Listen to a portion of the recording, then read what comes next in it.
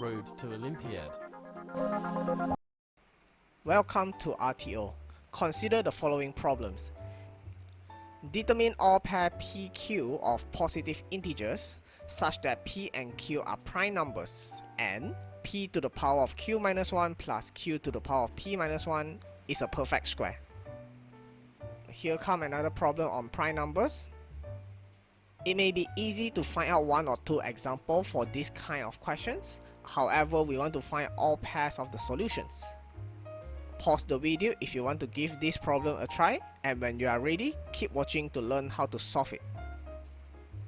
To solve these problems, we first notice that P and Q are both equal to 2 is one of the solutions.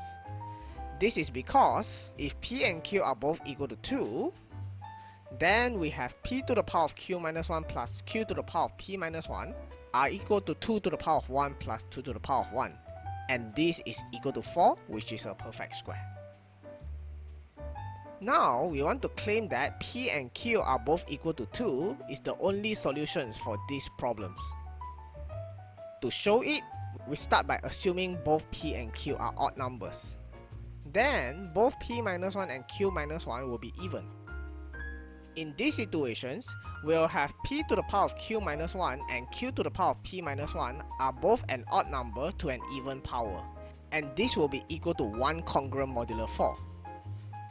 So their sum will be equal to 2 congruent modulo 4, which cannot be a perfect square, as a perfect square is either equal to 0 or 1 congruent modulo 4. So this is to say that at least one of P or Q must be equal to 2. In fact, we find out that if both P and Q are equal to 2, it is indeed a perfect square. So over here, we will be just talking about the case when one of them is equal to 2. Without loss of generality, we can let Q be equal to 2 and P be odd number. Then we have P plus 2 to the power of P minus 1 is equal to m squared for some integer m.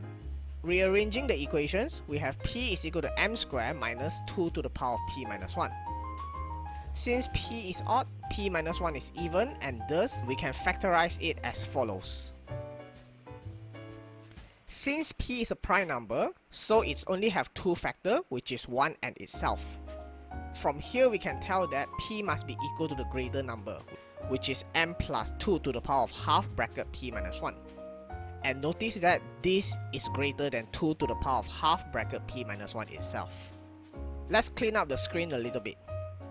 We have achieved P is greater than 2 to the power of half bracket P minus 1. Here we want to show that the inequality doesn't work for P greater than or equal to 7. In fact, we will show this in general. We claim that n greater than 2 to the power of half bracket n minus 1 does not hold for n is greater than or equal to 7. This, in the other words, is to say that n is less than or equal to 2 to the power of half bracket n minus 1 for integers n greater than or equal to 7. We are going to prove this by inductions. It is clear that when n is equal to 7, we have 7 is less than or equal to 2 to the power of 3, which is equal to 8, and this is a true statement. And assume that the claim is true for any particular n greater than or equal to 7. So we have n is less than or equal to 2 to the power of half bracket n minus 1. So for the case of n plus 1, we can multiply the equation by n plus 1 over n. And this gives us n plus 1 is less than or equal to n plus 1 over n times 2 to the power of half bracket n minus 1. Since n is greater than or equal to 7, we have this is at most 8 over 7 times 2 to the power of half bracket n minus 1. And clearly 8 over 7 is less than the square root of 2, or 2 to the power of half. Multiplying 2 to the power of half and 2 to the power of half bracket n minus 1, we have this is equal to 2 to the power of half n, which shows that the claim is true for n plus 1. Thus, by the principle of mathematical inductions, we can say that the claim is true for all n greater than or equal to 7. In other words, the equation P is equal to m plus 2 to the power of half bracket P minus 1 has no solutions when P is greater than or equal to 7. But what if P is less than 7? Then we consider those few cases. In fact, there's only two odd prime which is less than 7. That is, p is equal to 3, then we have 3 to the power of 1 plus 2 to the power of 2, which is equal to 7. This is not a perfect square. And if p is equal to 5, we have 5 to the power of 1 plus 2 to the power of 4, which is equal to 21, and this is not a perfect square either. So up to here we have shown that p, q are both equal to 2 is the only solution for the problems above. And this marks the end of the solutions.